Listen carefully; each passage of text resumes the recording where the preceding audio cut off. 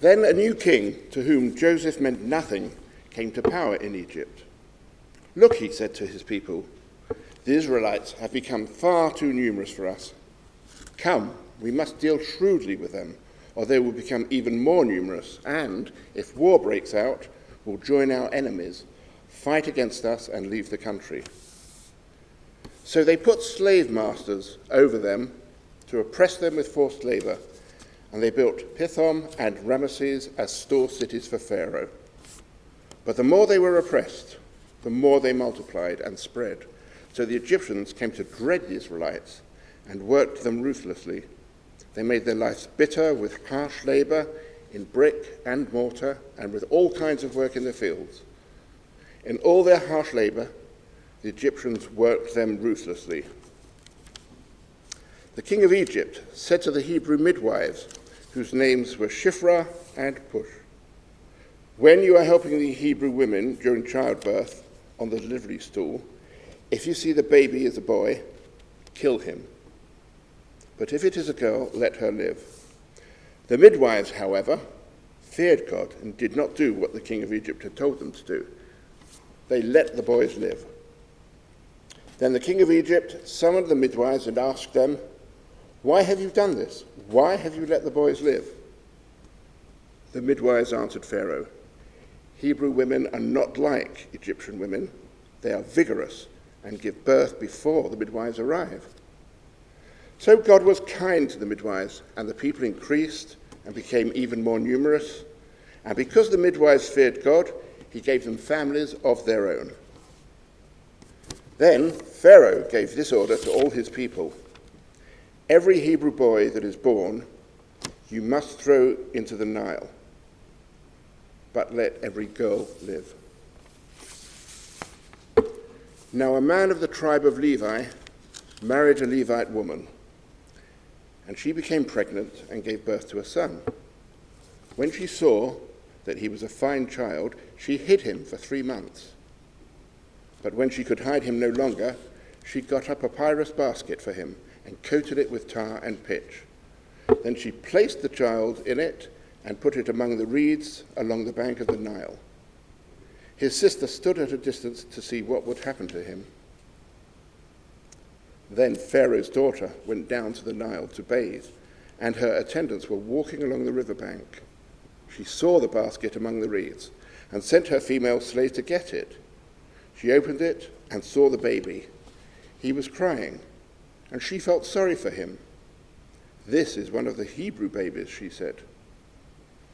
Then his sister asked Pharaoh's daughter, "Shall I go and get one of the Hebrew women to nurse the baby for you?" "Yes, go," she answered. So the girl went and got the baby's mother. Pharaoh's daughter said to her, "Take this baby and nurse him for me, and I will pay you." So the woman took the baby and nursed him. When the child grew older, she took him to Pharaoh's daughter, and he became her son. She named him Moses, saying, "I drew him out of the water."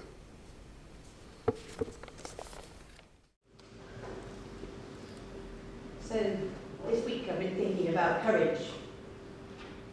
And last weekend we was out there watching a certain sporting event.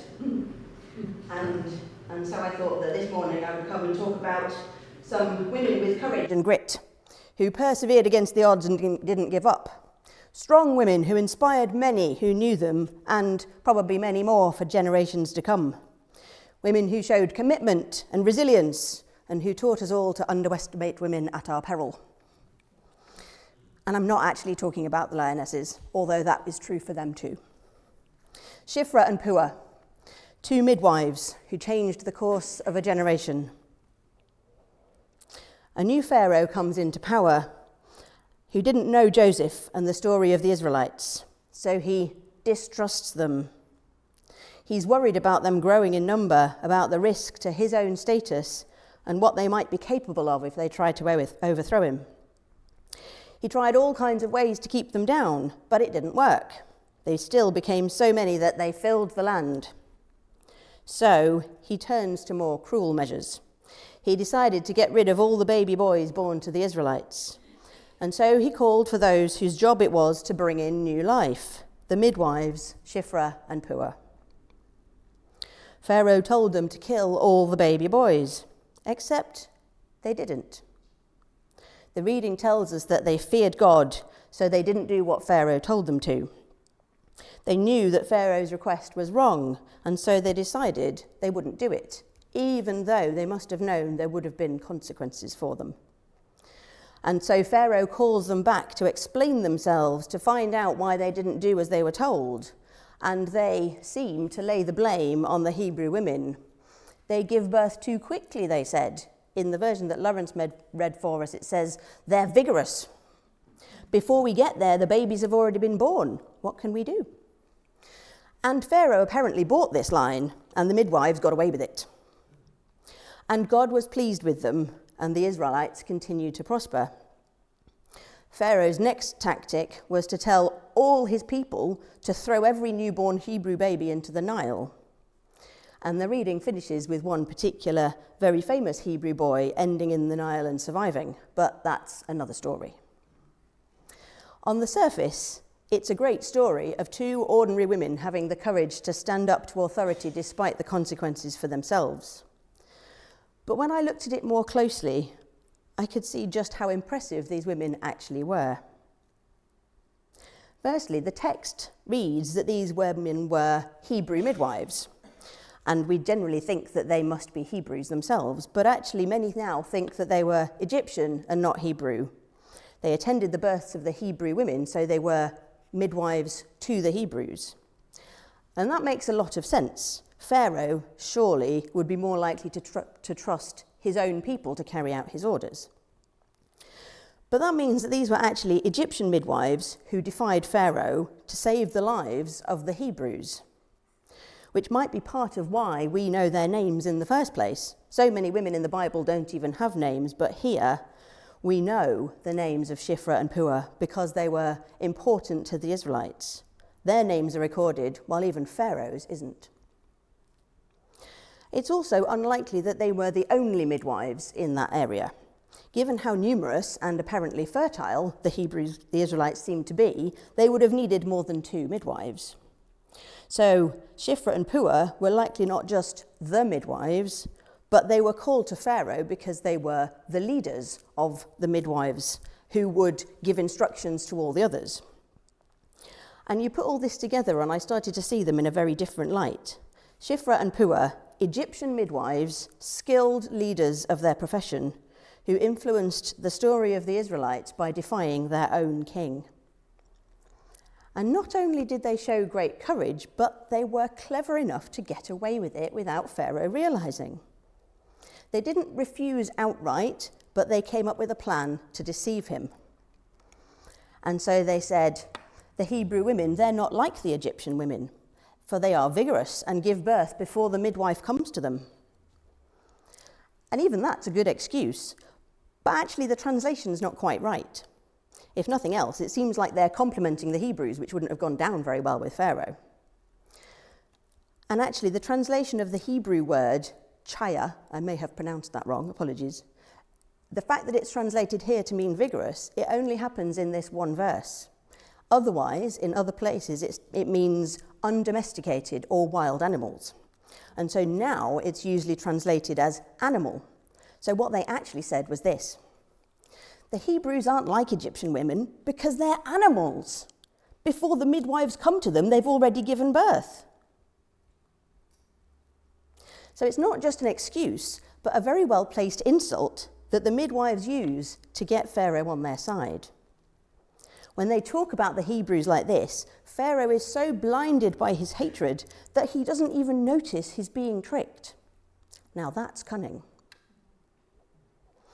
It seems that in this passage, Pharaoh vastly underestimated the strength and power of women. Unsurprising in such a male-dominated society. And I could say he was probably not the first and definitely not the last man to do so.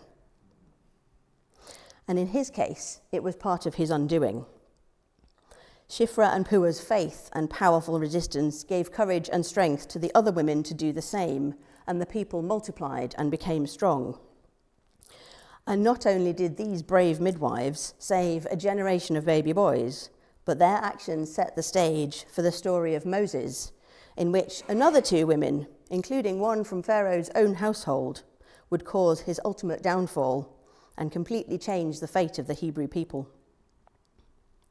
Those who trusted more in God's power than that of Pharaoh were able to turn around his plans and work for life instead of death. The reading is Matthew chapter 16, verses 13 to 20. Peter's declaration about Jesus. Jesus went to the territory near the town of Caesarea Philippi, where he asked his disciples, "Who do people say is the Son of Man is?" "Some say John the Baptist," they answered. "Others say Elijah, while others say Jeremiah or some prophet." "What about you?" he asked them. "Who do you say I am?" Simon Peter answered, "You are the Messiah, the Son of the living God." "Good for you, Simon, son of John," answered Jesus. "For this truth did not come to you from any human being, but it was given to you directly by my Father in heaven. And so I tell you, Peter, you are a rock. On this rock foundation will I build my church, and not even death will ever come to be able to overcome it. I will give you the keys of the kingdom of heaven. What you prohibit on earth will be prohibited in heaven, and what you permit on earth will be permitted in heaven." Then Jesus ordered his disciples not to tell anyone that he was the Messiah. Amen. So, another story of courage and commitment. Jesus asks, "Who do you say I am?" And for the first time, Peter confirms that he believes Jesus is the Messiah. A first not just for Peter, but for what will become the Christian faith. The first declaration of faith from the first believer, the one who will become the foundation of the church. It's also, interestingly, the first use of the word church in the Bible, before it had any of the meaning that we associate with it today. I wonder what it meant to the disciples then, if anything. And so Jesus is trying to suss out what the disciples think, to be sure that they recognize him as the Messiah, the Son of God. From the text, we get a sense of just how important it is to Jesus that they can answer it. It matters to him that they should know who he is. And sometimes these questions seem a little out of character for Jesus in a way, a little bit self-interested, like he's looking for a bit of praise. But this isn't Jesus fishing for compliments. He needs to know that the future of his teachings is secure. When Peter says, "You are the Messiah, the Son of the living God," Jesus knows that he understands. He knows that Peter will be able to go out and continue his work and spread his word. And in return, Jesus makes a promise. "And I tell you, you are Peter, and on this rock I will build my church, and the gates of hell will not prevail against it. I will give you the keys of the kingdom of heaven, and whatever you bind on earth will be bound in heaven, and whatever you loose on earth will be loosed in heaven." It's not Peter who's going to build the church, it's Jesus. Jesus will bring people together on this firm foundation and build something in his name, which will be a stronghold that nothing can overcome. Jesus isn't leaving Peter to do it alone, but promising that he'll be doing it with him. So, thinking about courage and this declaration of faith from Peter, this in itself could be an act of courage, standing up and owning his belief. Maybe it's a certainty that many of us wish that we had when confronted with tricky questions of faith. I have to say, I definitely like to have some more certain answers to some of the difficult questions my children ask me. In one 15-minute car journey yesterday, we covered life after death, the parts of the Trinity, where is God, and is God dead, and what does God look like? And actually, how does God know and look after all these people all at once? Maybe I need a direct line to Peter. But Peter's statement of faith is only the starting point. If he's going to be the foundation for the church, he and the other disciples now have to have the courage to put their faith into action. Just like Shiphrah and Puah, Peter and the disciples become leaders, responsible for guiding and instructing others. They must now work out what living their belief in God looks like, how it affects their day-to-day life, the decisions they take, and what they say to others. This reading is only the beginning of their journey. As they move forward from this conversation, they will need to demonstrate the same courage as the two midwives. In Shiphrah and Puah, in Peter and his friends, and in us today, God is present in these challenging situations where we might not see the way forward. And just like Shiphrah and Puah and Peter, we too might sometimes need some of that courage to live our lives in a way which demonstrates that faith. And these two stories show us that courage doesn't always look the same. Courage for Shiphrah and Puah meant finding a middle ground between outright refusal and following Pharaoh's orders. They didn't want to go with either of those, so they had to find the in-between. At the end of the gospel reading, Jesus tells the disciples not to tell anyone that he's the Messiah. I have to say this is one of those lines I don't really understand, but there must have been a reason. Perhaps it's because he wanted to make sure the time was right before declaring it openly. There would be a time for that, but it's not now. For now, he just wants to know that they understand. The courage needed from Peter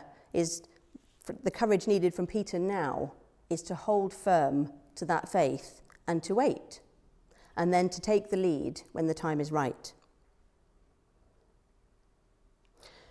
Courage isn't always big and impressive and loud. It can be, but I think more often it's more subtle. An ordinary presence, day in, day out, a quiet persistence.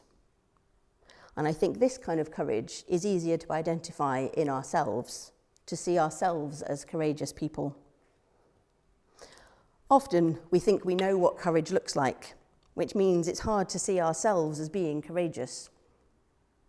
We think of it as a binary. It's either or.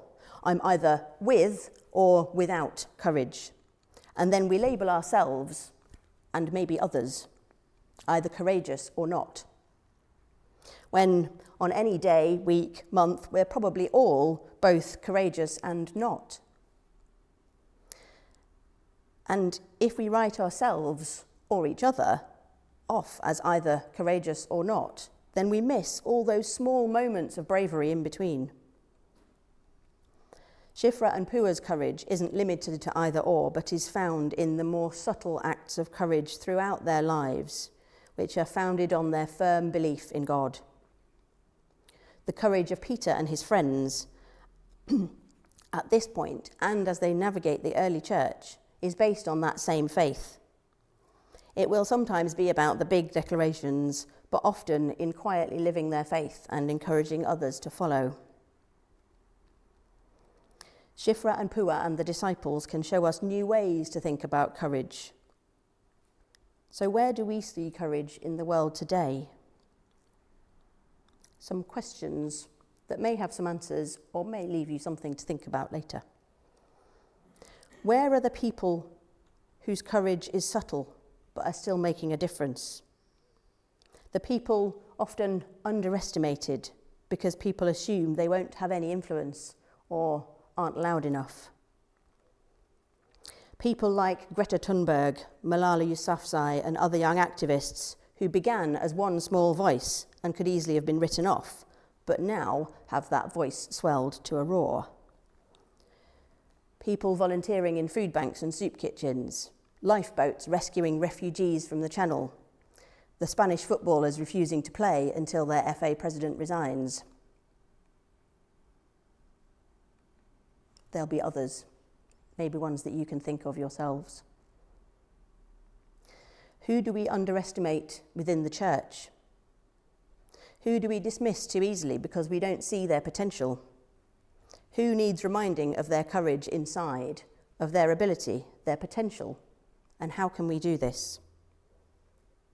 allowing for the fact that that person might be you. And what about when we're in that place, when we're underestimated, when people write us off or don't notice our potential? With God's strength, we can find that middle ground, those small moments of courage within us, which we can use to make a difference. And lastly, who are the courageous people that we can remember to give us hope and inspire us to continue? We look to God, obviously. But what about the others? People we can look up to and learn from to help us have courage when we need it. They might be people of our faith, or of another faith, or of none. They might be people we've never met, or people we're close to. People from the past, or our contemporaries. In remembering their names, we keep alive the narrative of that real, important courage. And I'll finish with this quote that I read as I was preparing this week, which struck me because of just how real it felt. Shifra and Puah likely had a sticky note stuck to their mirror with the names of their ancestors: Eve, Sarah, Hagar, Rebecca, Leah, and Rachel. Courageous women whose names were whispered in their ears as flames of hope and movement when they couldn't see it ahead of them. Whose names would you have on your sticky note? And who might have your name on theirs? Amen.